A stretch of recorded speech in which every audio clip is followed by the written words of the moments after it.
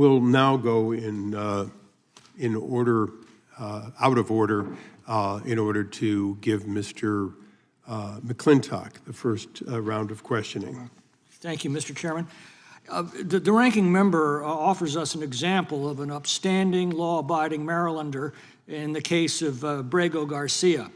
As Mr. Ice has said, Mr. Garcia has been identified as a member of MS-13, the most violent criminal gang on the planet. And there's one report just published that he's implicated in human trafficking in this country. Not exactly Rotary Club material, I think. But shouldn't the circumstances of his case be examined in an individual action before a district court and not dumped into a far-reaching edict arising from another case that has very different circumstances? Mr. Larkin, what's your opinion of that? Your microphone. How about now? My mistake, sorry.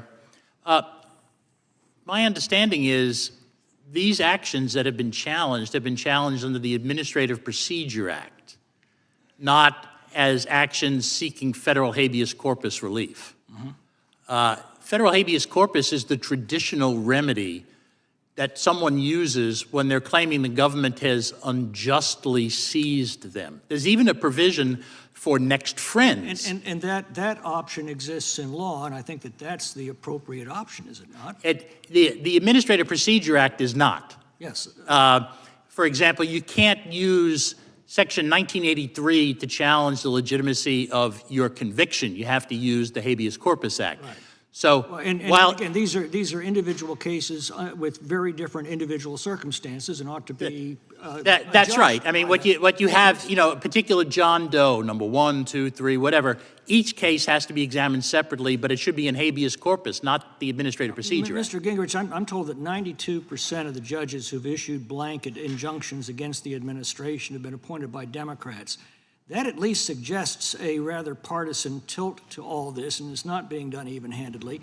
What's your view of that? And doesn't that undermine public confidence in our courts? Well, I think if you look at the recent reports from various polling firms, clearly a majority of Americans believe that no single district judge should be allowed to issue a nationwide injunction. And I think that when you look, in my judgment as a historian, this is clearly a judicial coup d'etat. You don't have this many different judges issuing this many different nationwide injunctions, all of them coming from the same political ideological background, and just assume it's all random efforts of justice. This is a clear effort to stop the scale of change that President Trump represents. And I agree, a lot of this stuff can be fought out, some of it should be fought out in the Congress, but it shouldn't be micromanaging the executive branch on national security issues by random single judges who have no standing, they have no particular knowledge, they haven't been in the room, they don't know what the consequences of what they're doing are, and they put both Americans and the nation at risk when they intervene to become basically alternative presidents. You now have potentially 677 alternative presidents, none of whom won an election. Well, we all believe in due process. You know, every injured party should have access to the courts, and they do.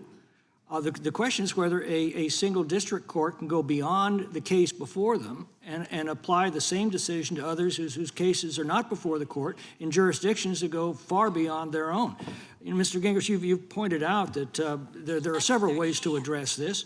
One is congressional action. The other is the Supreme Court putting its own house in order. In fact, the Alito dissent recently suggests that there are at least 4 of the justices who very much want to do this. It seems to me that's the cleanest and most surgical route, assuring that the rule is done from within the court and not imposed by legislation. What are your views on what the Supreme Court should do and on what you already mentioned what we should do? Look, I think the Chief Justice would achieve far more for judicial independence if he cleaned up his own judiciary rather than lecturing the rest of us. And I think there are ways he could intervene, as I mentioned in my testimony.